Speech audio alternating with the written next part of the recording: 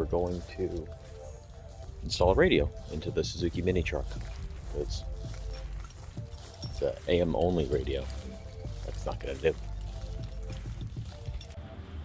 Here's the Kenwood head unit that we'll be putting in the mini truck. It is a digital media receiver. That's the model number on this one. This is basically what I've been putting in all my cars lately. They don't have CD players. They just have thumb drives, aux in, and Bluetooth. So this way I can just Bluetooth from my phone. That's pretty much how I listen to all music anyway now. This one's nice because it has all the preamps out on it. So if I decide to put an amplifier in it, it has everything ready for the subwoofer and for the front speakers. But for right now, we'll probably just be hooking it up without an amp. It probably has, I don't know, 50 watts per channel, 40 watts per channel, something like that. And that'll do for now, just for regular speakers. We're also going to be installing these little pods, hopefully. We'll see if they fit in there. We'll be putting those onto the doors so we can actually just cut these out and put speakers into them. There is zero room for speakers in the dash or anything in that car, so that's how we'll be doing this. So there's not as much room down here as I thought there was. Over here on the passenger side, it's not too bad, but on the driver's side, yeah, that's my foot, that's the gas pedal. So there's not really a lot of room here. What I'm thinking is I might be able to move this up a little higher and get this somewhere in this area.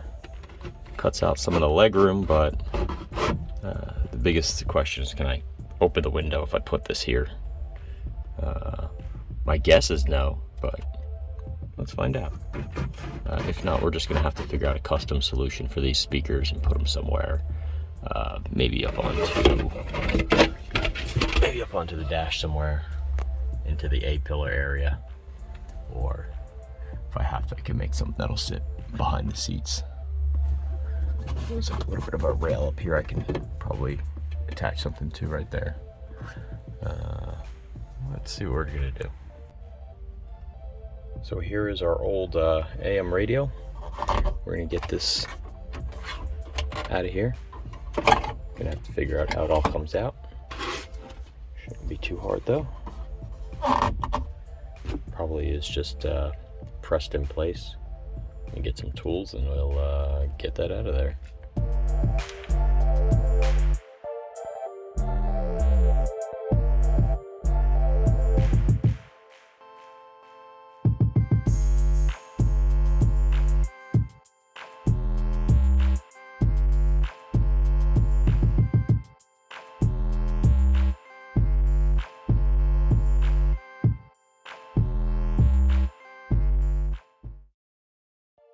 Okay, finally got the old radio out. We're going to unmount it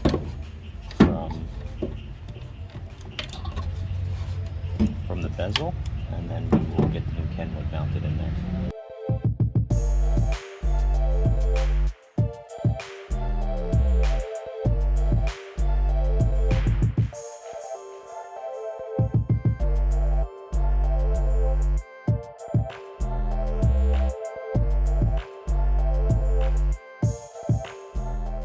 Here is the Kenwood mounted in there now. Mounted the frame into the back of the bezel, and then slid the radio in, put the front bezel on, and that's it. Pretty much all in there, nice and secure, and ain't going anywhere. Now we just have to figure out how the wiring harness hooks up to the factory wiring.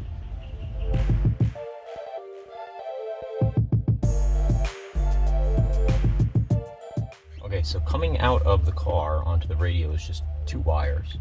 One of these is going to be a constant, which means it always has power, and one of these is going to be like an accessory wire that turns on when the vehicle's ignition turns on. That's going to correspond with what we have in the new radio. There's a red and a yellow wire, and one of them goes to the constant, and one of them goes to the accessory wire. So, and then here's a ground switch here. So what we're going to do is we're going to, and this was attached to the side of the radio, so we're going to attach the ground wire, and we're going to check and see which one of these is always on and which one of these turns on with the ignition, and then we'll verify with the test light, and you'll see this light up when it gets constant power or when it gets a 12-volt source. So right there, that white line is our constant on, and then that one has no power. And my guess is when I turn the ignition, if I can find the key. I lost my key. Hold on a second. Alright, let's try this again. So, that's our constant. That's the 12-volt source. And this is the accessory wire. And when I turn on the car, now it gets power. So that will actually activate the radio once the ignition's turned on, so that you won't drain your battery. So it's very important that you hook these up right, or yeah, you'll kill your battery pretty quick.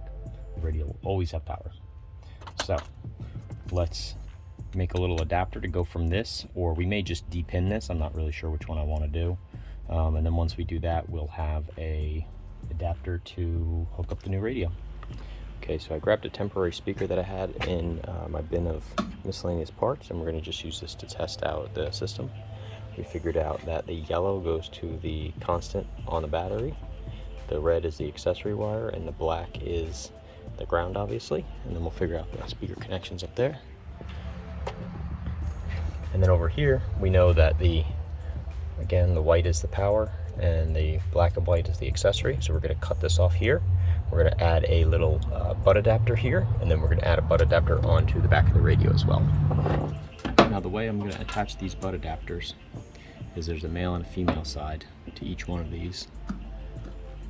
And what I'm going to do is I'm going to put the male on the constant power and the female on the accessory power. So this way, on the other side of the car, since the wires don't match, there's only one way these can ever get hooked up. So if I pull out the radio and have to put it back in, I don't have to go back through the process of figuring out whether or not the white or the white and black is the power. It's going to be the male to male, or male to female, and female to male, and that's it. So I'll go ahead and get these put on and heat shrunk and get on with the installation.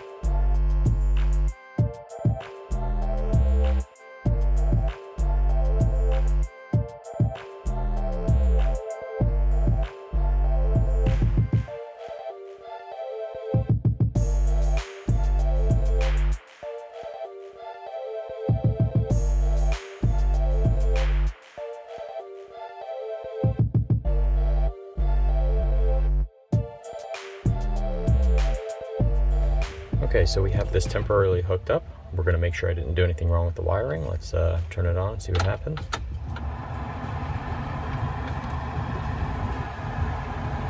There's everything coming to life. And it's on standby, so that's good. Now we're going to try to Bluetooth to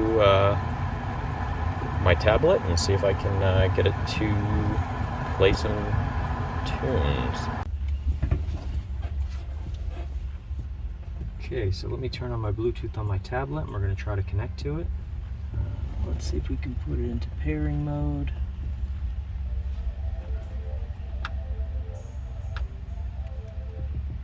Radio. Oh, I'm getting audio out of it, that's good.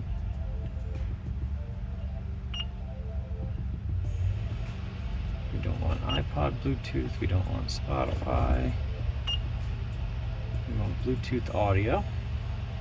So it's set to disconnect right now, and then once I go to my Bluetooth settings in my phone, I should be able to find it.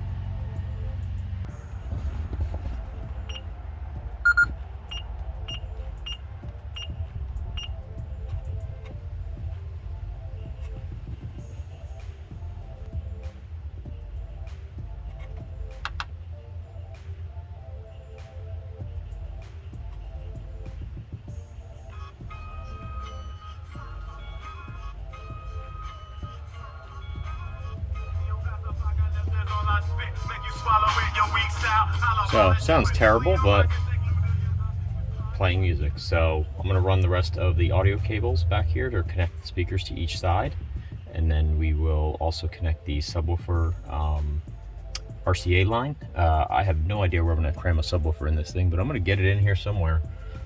So that'll be the next steps.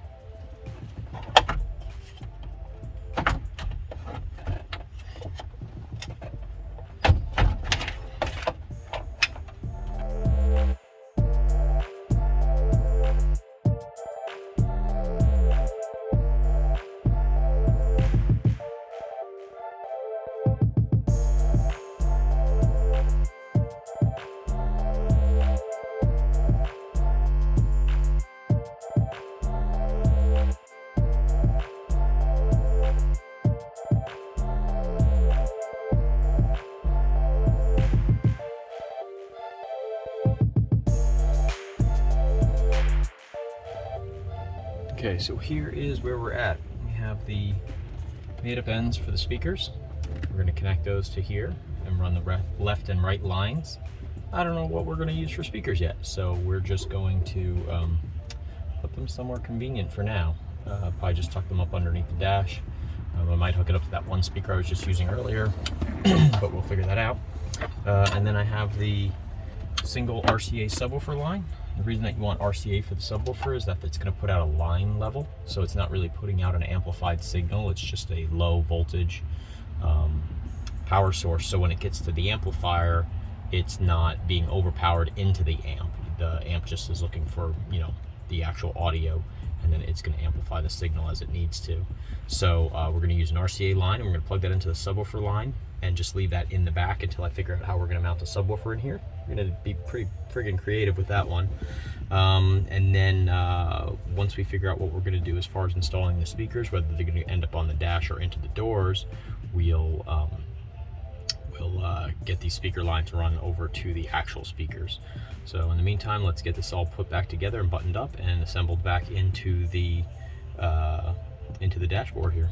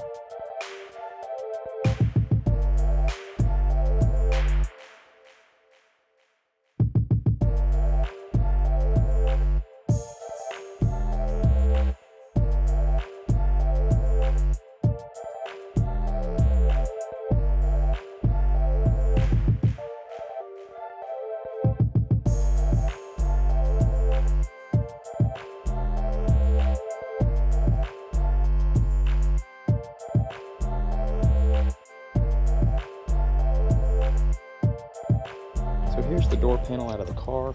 I marked a line where the dash is and where the swing of the door handle is. I mean, I think I can just about get this here. Would have liked it a little shallower maybe, but I don't know. We'll see if I can get that to fit in there. Maybe just trimming some of this bottom off to getting it to sit a little flusher, or I don't know. That's where I'm at right now. I could just remake these out of fiberglass and wood or something else. I'm probably going to remake this panel anyway, so let's see where we end up with it.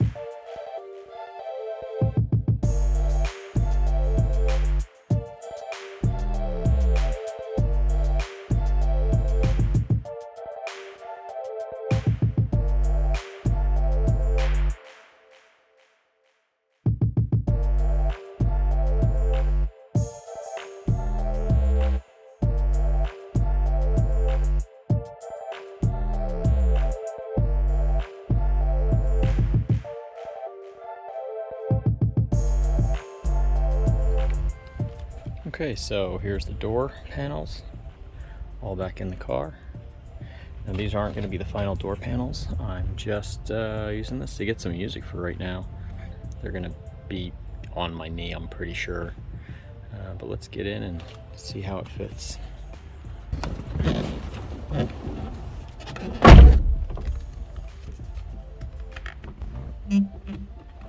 Yeah, that's pretty much right up against my leg.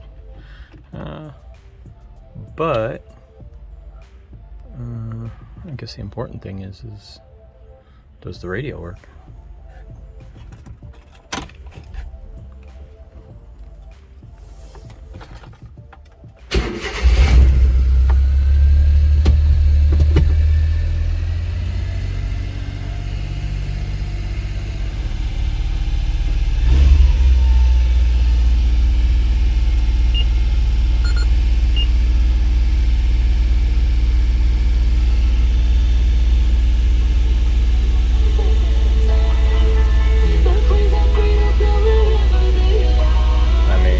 Wherever the hell that is, but